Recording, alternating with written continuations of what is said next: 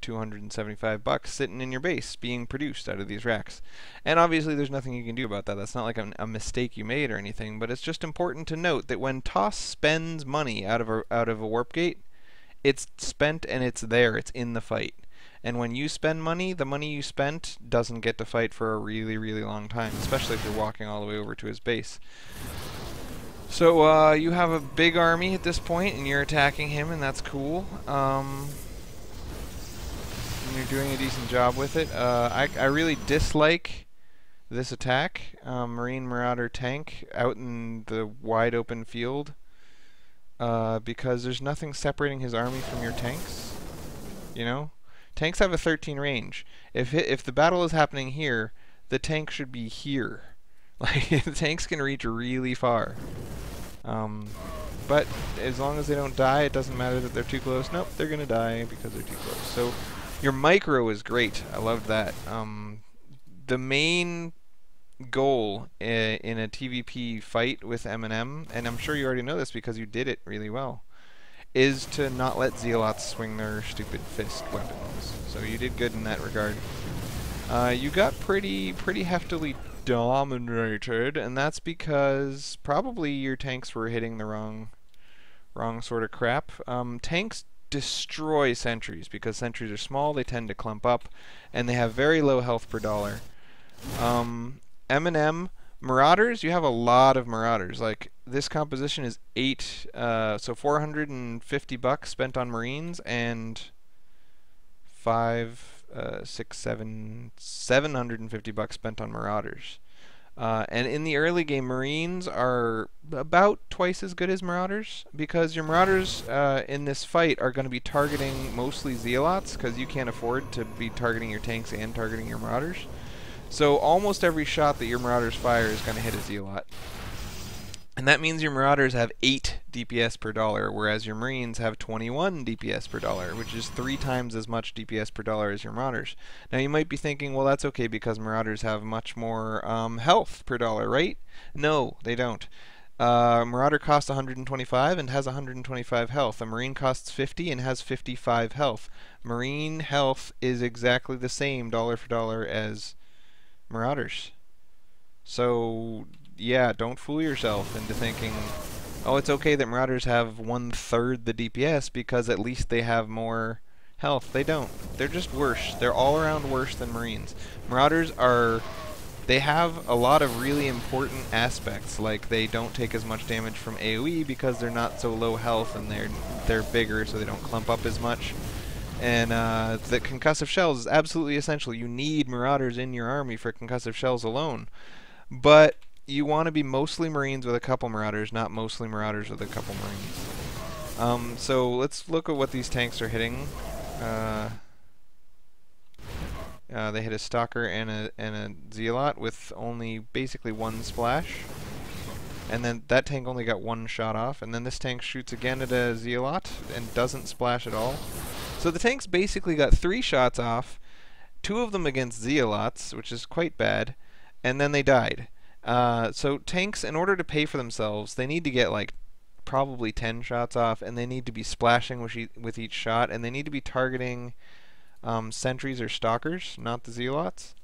So those tanks essentially died without doing damage. And now you're down to M&M, and each time your Marines Marauders fire, look at who's taking damage. Look at the health bars. This Zealot, that Zealot. The Zealots are all dead, and nothing else has died at all. That means every shot you fired went into a Zealot. And shooting Zealots, while it is the correct thing to do, and I'm glad you did it, Marauders against Zealots do almost no damage, because they have 10 damage versus light and 20 against armored. So if you're going to be... if your opponent is a non-moron who's using a combination of Guardian Shield and Zealots to tank your crap, you're just not going to do really well with a smaller army than he has. So, I like to not attack Protoss at all with M&M and tank. I don't think M&M and tank is capable of doing a really good job against Zealots. You'll see, when you see really good players take M&M and tank and go attack a Protoss, you're never going to see them just take M&M and tank and go attack a Protoss. That doesn't happen. What you'll see them do is build bunkers. and bring SCVs and use medevacs and all that kind of stuff, because tanks are an important part of your army, but they don't do a lot of damage. They're not there to do a bunch of damage. Just like Marauders are an important part of your army, but they're not really there to do a bunch of damage. What tanks give you is the same thing that Vikings give you. They give you an extended range. They change your 5-range Marines that are only a threat to the things in this area to having 13 range and being a threat to things in this area. Right?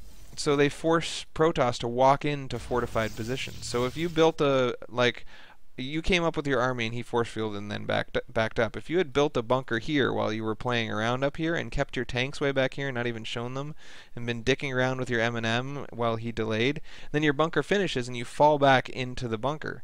Now your tank sitting here can hit all the way out to here, so you keep a small group of M&M and try to get him to walk into your bunker and attack. And if he doesn't walk into your bunker and attack, you have a bunker here, a tank behind it, and you build another bunker up here, and he comes to try to snipe that SCV and he gets hit by tanks that can shoot 400 miles.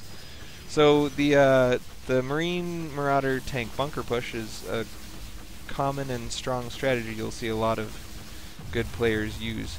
I don't use it.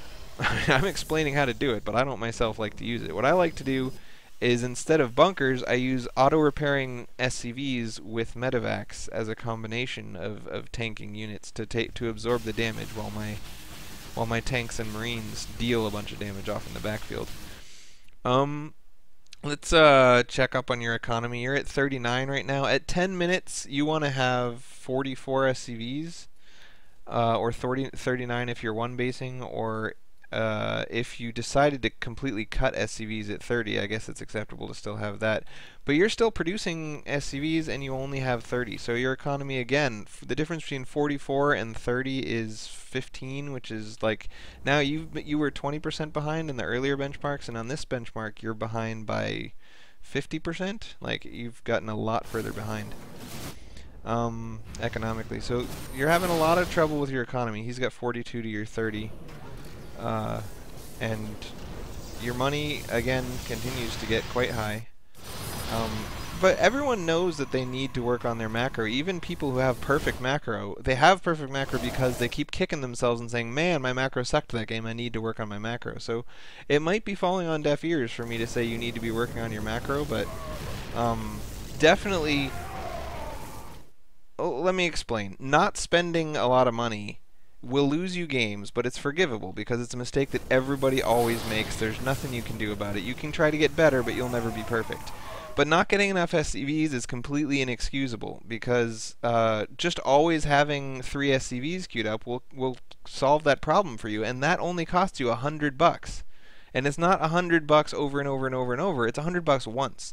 You know how I'm saying that your economy is right now about 50% behind where it would be if you had constant SCV production? I guarantee that if you keep 5 SCVs queued up the entire game from about 7 minutes on, that you'll have perfect SCV production, and you'll also have $200 less at that 7-minute mark. But you'll also have $200 less now when your income is 2,000 per minute. So what's your current income? 860 per minute. On 2 bases, you should have about 1,800 minerals per minute and 400 gas per minute. And obviously you haven't started mining at the second base, but let's wait until you do start mining at the second base and look at. So at 12 minutes, if you had perfect SCV production, you would have probably 55 or so workers and be at max saturation, and so your income would be at 1,800 over here and 400 over there. And it's, let's see, you've got too many mules mining. Let's wait till that guy dies off. Alright, now you've got 2 mules mining, and it's 1,400. So instead of 1,800, it's 1,400, and that's a significant difference. But like I said, keeping 5 guys queued up costs you $200, and you're losing $400 every minute by being behind. So yeah, from now